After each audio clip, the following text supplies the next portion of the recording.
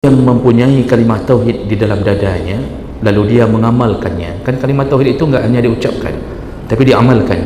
Kalau sudah yakin Allah itu satu, maka dia yakin bahwa Allah itu ada dan dia yakin bahwa Allah itu sedang memperhatikannya, maka dia menjaga-jaga agar dia tidak jatuh ke dalam pembatal-pembatal tauhid. Waktu melakukan aplikasi di lapangan tidak nampak ketauhidan ini. Percaya dengan hari baik, percaya dengan hari buruk, tanggal baik, tanggal buruk, percaya yang aneh-aneh, sampai percaya bahawa langit itu milik Rara,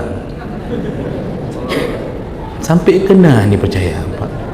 Allah angkat lalu dimasukkan, dimandikan di dalam telaga Nabi, dan dia tumbuh seperti anak kacang baru tumbuh, artinya dari gosong berubah sedikit agak keputih-putihan, tapi tidak bisa putih sempurna lagi. Lalu baru dimasukkan ke surga, dan ketika dimasukkan ke surga lebih dahulu distempel di dahinya distempel dengan kalimat Assalamualaikum warahmatullahi wabarakatuh. Anda rindu mendengarkan kajian-kajian dari ustadz-ustadz kita dari Aceh? Kunjungi channel YouTube Maulizul Akbar NAD, subscribe, like, share, komen.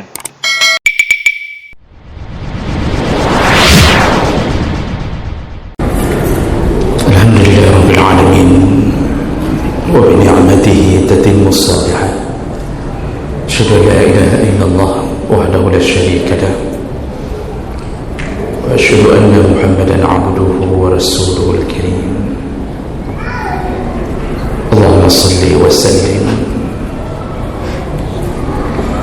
ala nabiyyina al-Mustafa Muhammadin wa ala alihi wa ashabihi ajma'in. Amma ba'd.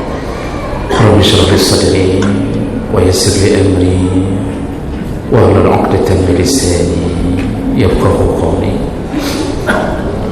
Segala puji bagi Allah, kemudian salawat dan salam kepada Rasulullah, pada keluarga dan seluruh sahabat-sahabatnya. Jamaah salat maghrib, bapak-bapak dan ibu-ibu yang Allah muliakan insyaallah. Malam ini kita akan akhiri pembahasan tentang fadilah kalimat tauhid la ilaha illallah. Di pertemuan yang lalu kita sudah membahas salah satu daripada keutamaan orang-orang yang bertauhid dengan kalimah la ilaha illallah, yaitu ketika di akhirat timbangan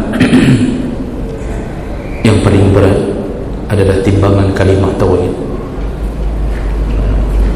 dan itu lebih berat daripada dosa-dosa yang dilakukan oleh seorang hamba.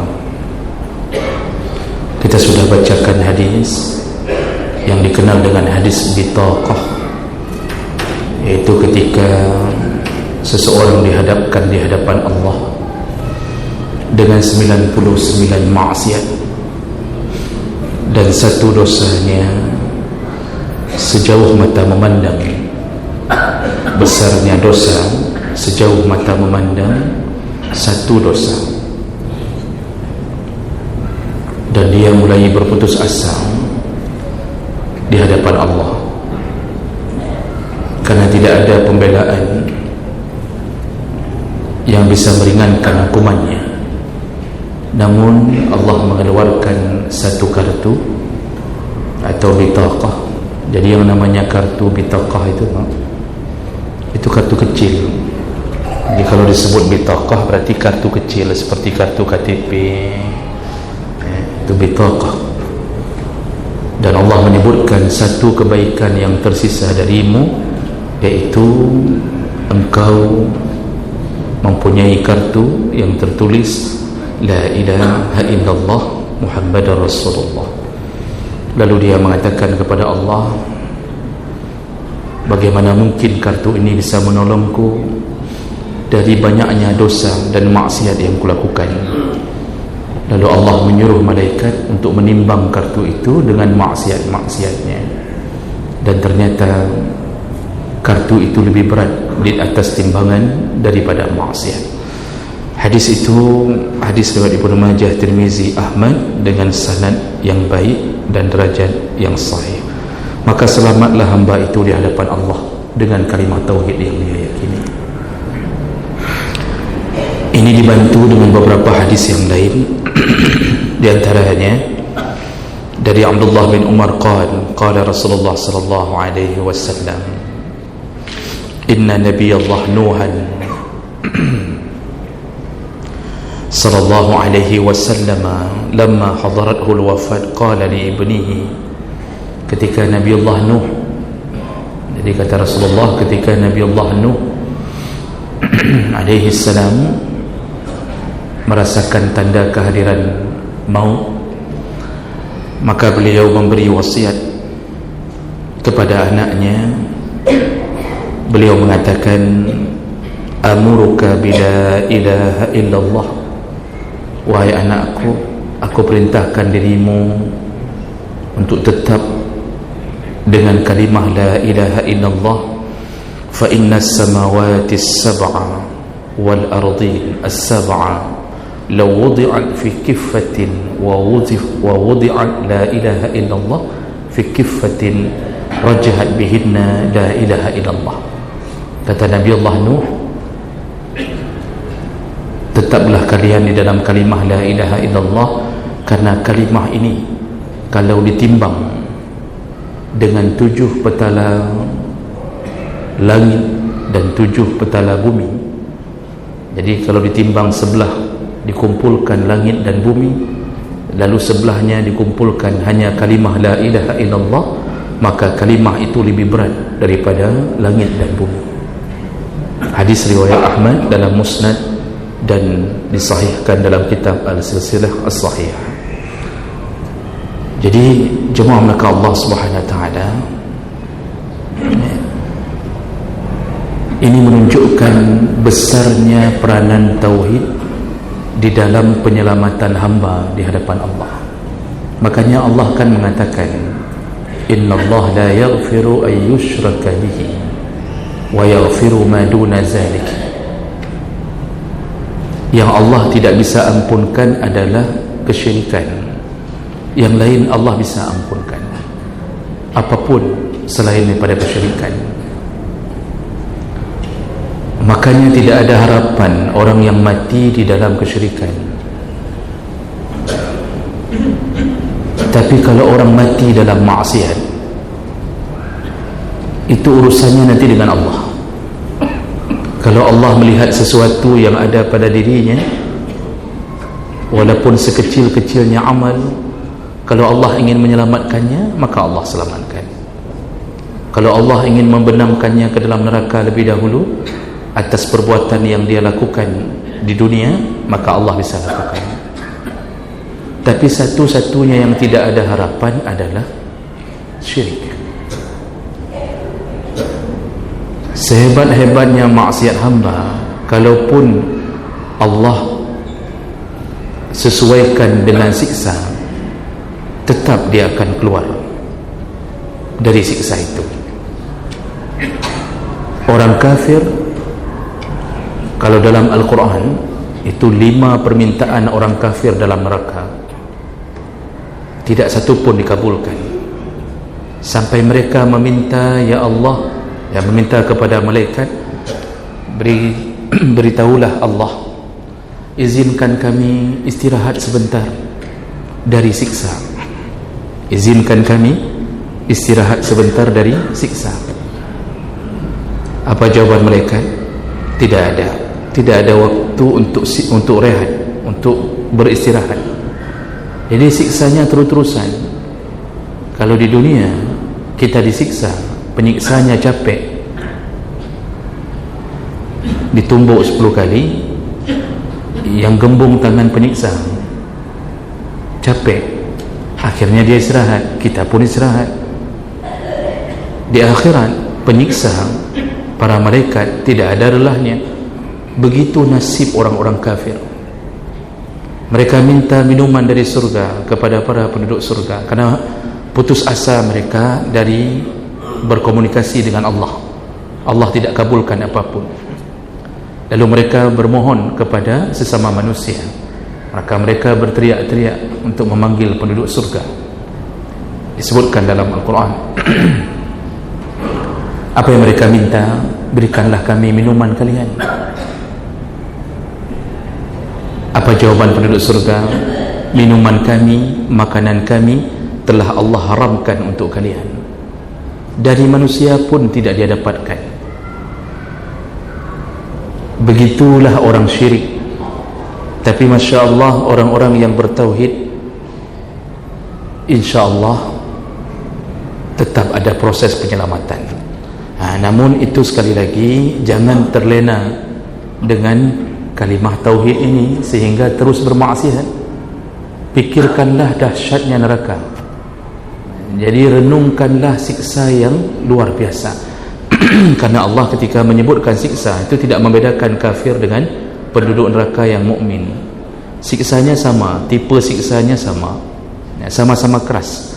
Semua disebutkan siksa azabun alim, azabun azim. Tidak ada siksa ringan, tidak ada. Bayangkan saja Abu Talib disuruh pakai sandal dari api neraka, tidak dibenamkan ke dalam api, disuruh pakai sandal karena dia yang menyayangi kekasih Allah Muhammad sallallahu alaihi wasallam.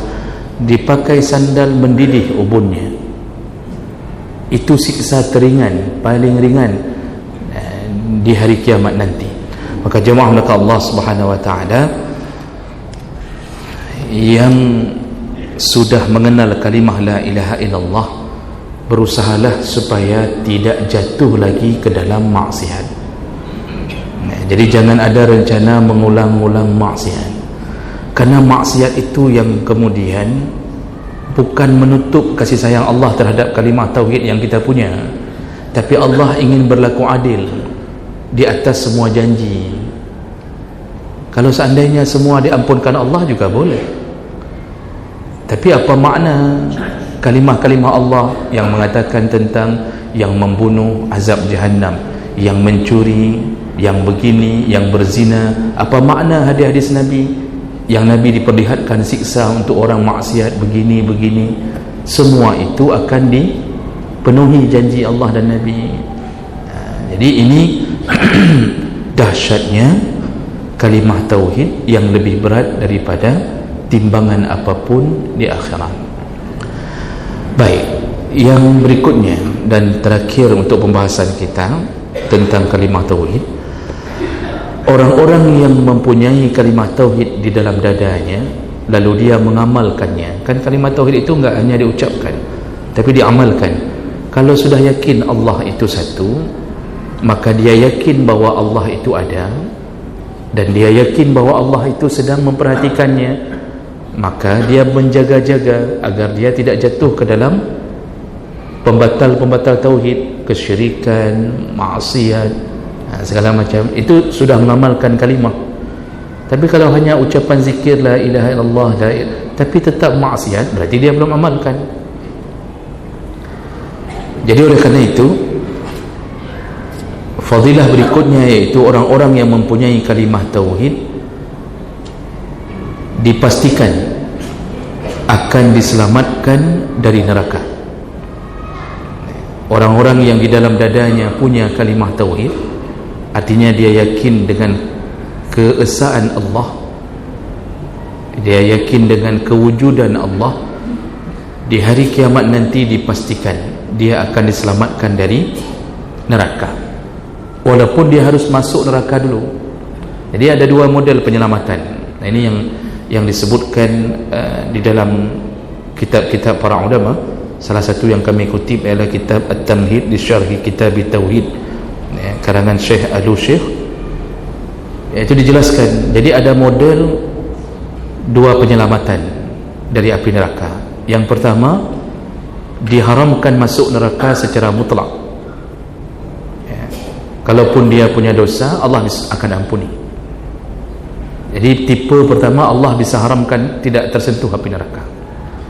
Dan ini banyak hadis-hadis, Pak. Contohnya Nabi menyebutkan ada dua air mata yang akan menyelamatkan pemiliknya dari api neraka. Artinya terpadam api neraka dengan dua air mata itu. Yang pertama, air mata yang jatuh ketika Sebentar, ada dua dalam hadis itu. Yang pertama, air mata yang keluar di tengah malam kerana rasa takut kepada Allah Subhanahu Wa Taala.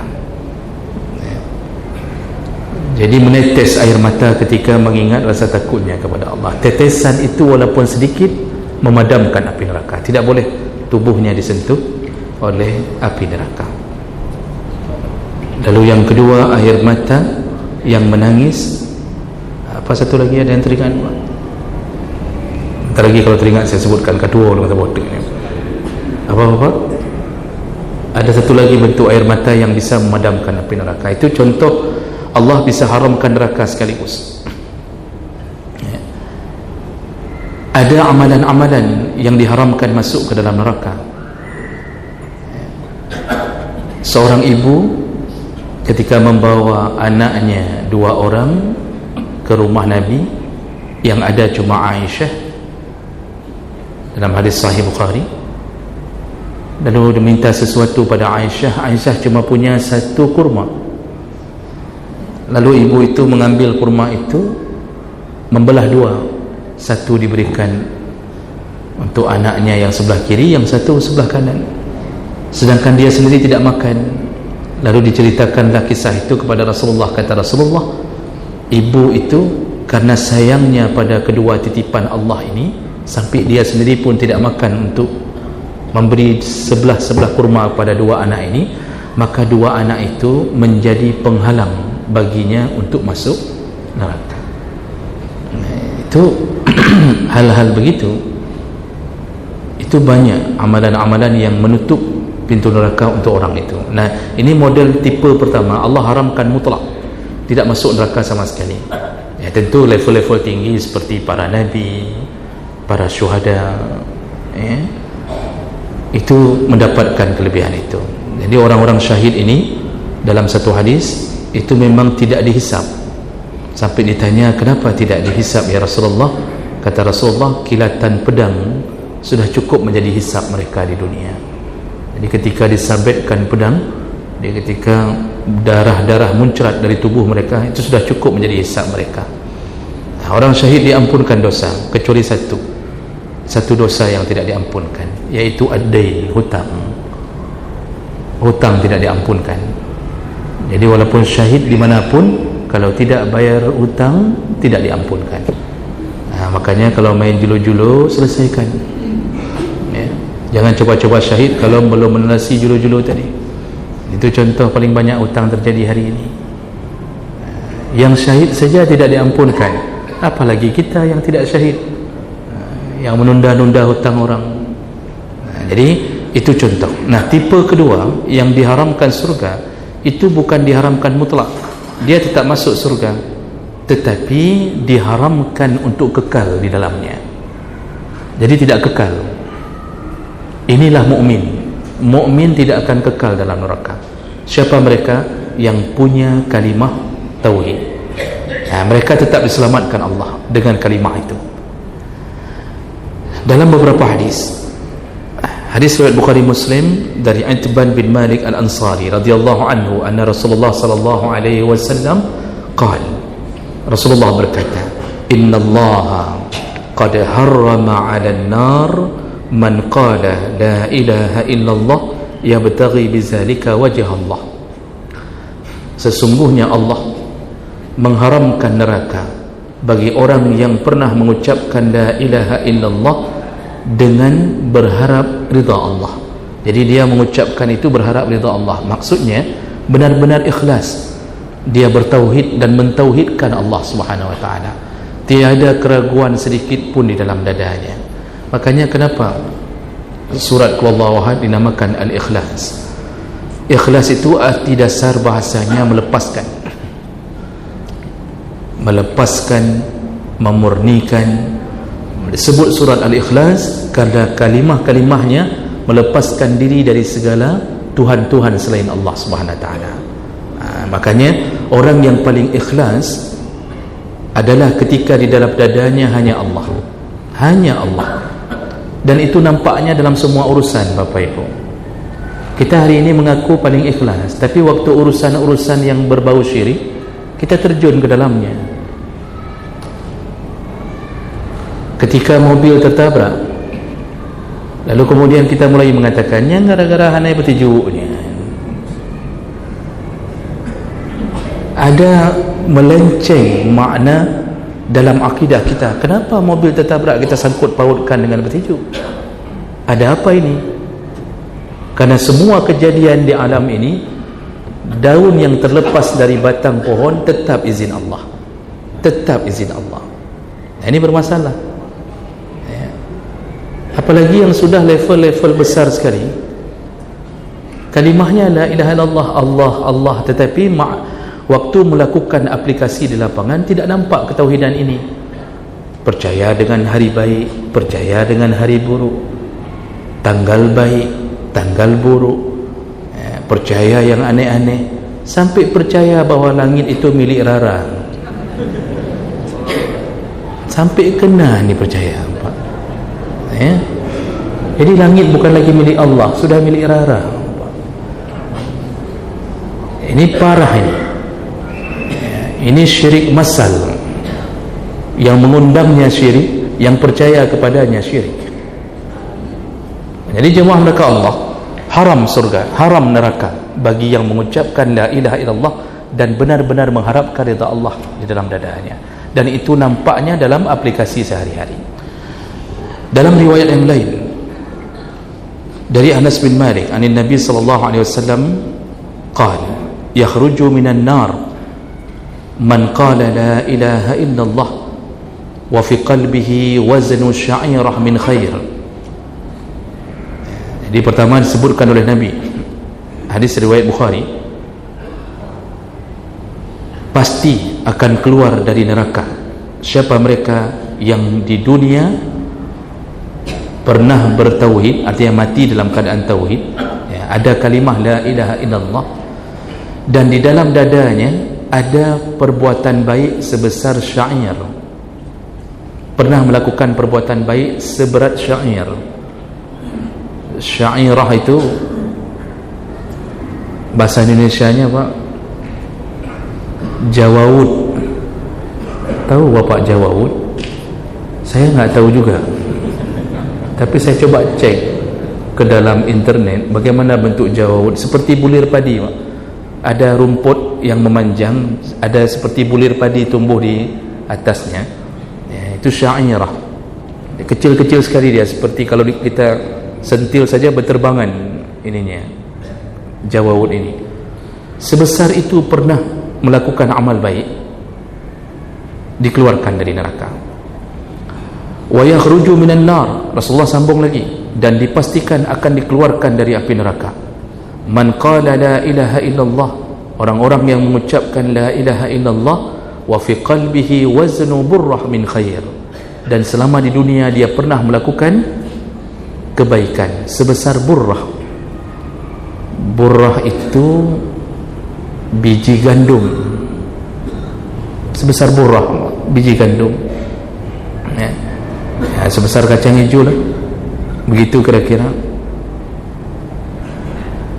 Lalu Rasulullah sambung, wa yakhruju minan nar, dan dipastikan akan keluar dari api neraka. Man qala la ilaha illallah, yaitu orang yang mengucapkan la ilaha illallah wa fi qalbihi waznu zarrah min khair, yang pernah melakukan kebaikan sebesar biji zarrah. Nah, zarrah ini ucapan bahasa Arab untuk melihat sesuatu yang terkecil. Tafsir-tafsir dulu itu belum memaknakan dan menerjemahkan atom. Ketika wa may ya'mal misqala zarratin khairan yarah, zarrah itu dulu enggak diterjemahkan atom, dulu diterjemahkan semut.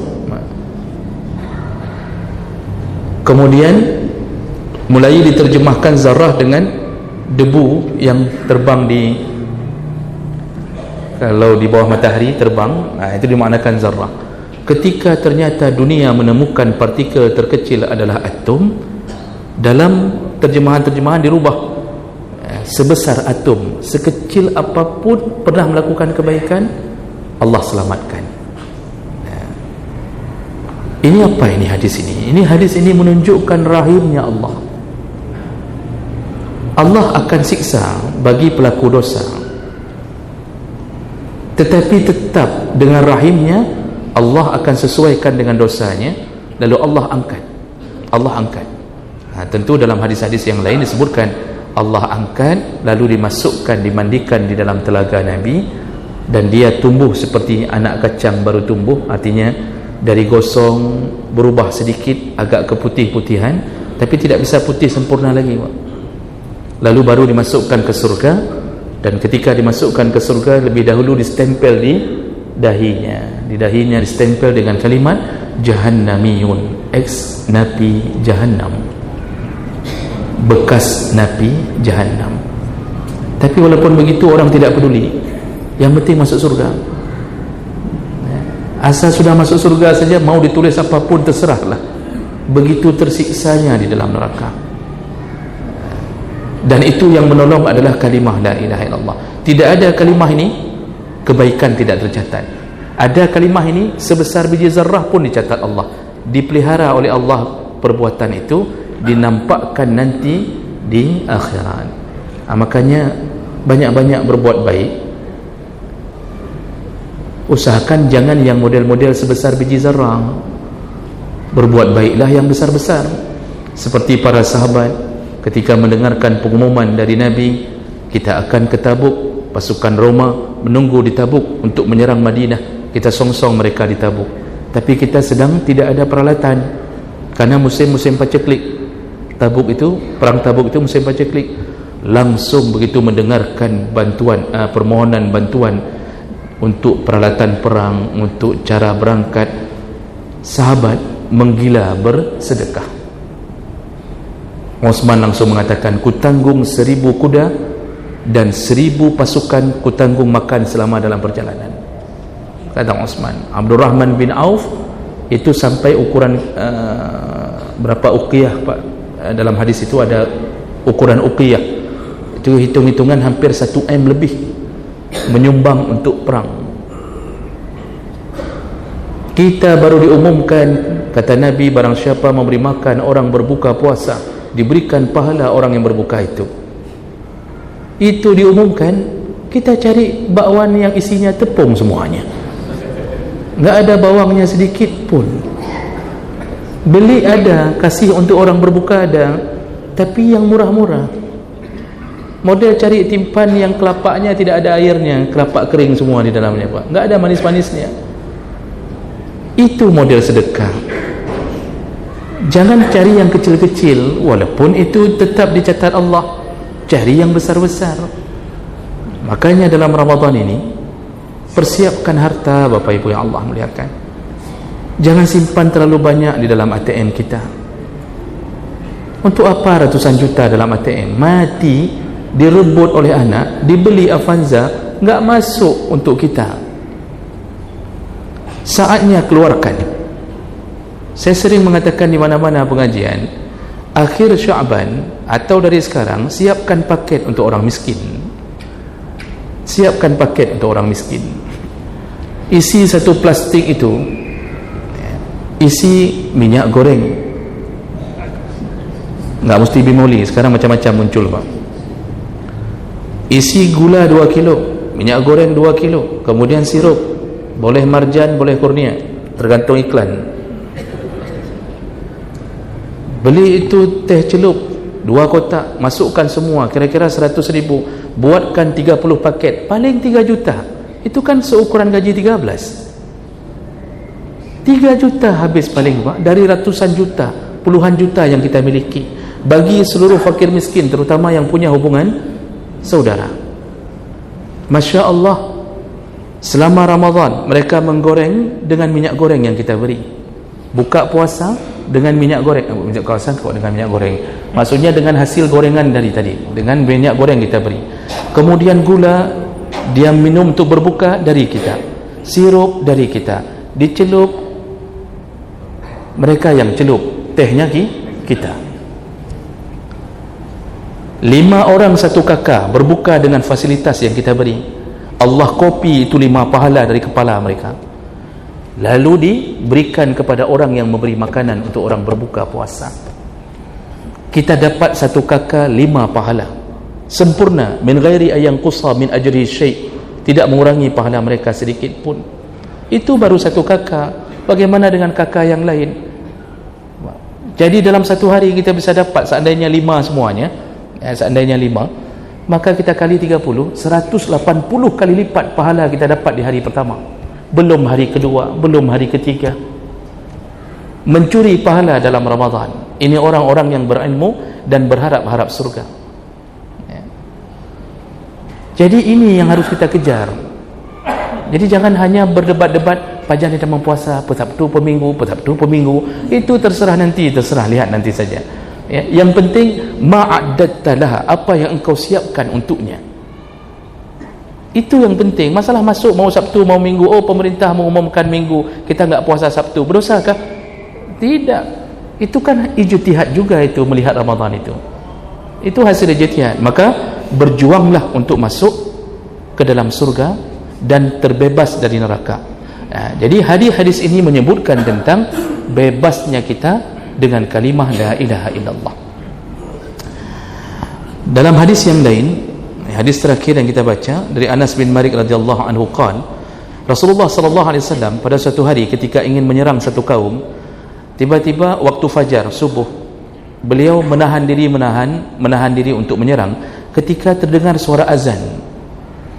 Fa in sami'a azanan, beliau mendengarkan suara azan. Lalu kata Rasulullah, amsik, jangan serang dulu, kita solat dulu.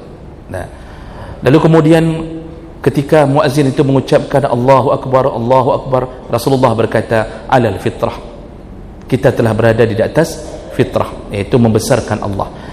Summa qala, lalu ketika muazzin itu mengucapkan asyhadu an la ilaha illallah, asyhadu an la ilaha illallah, 2 kali diucapkan, faqala Rasulullah sallallahu alaihi wasallam, kharajta minan nar, engkau telah bebas dari api neraka. Fanadaru fa iza huwa ra'i mi'zan.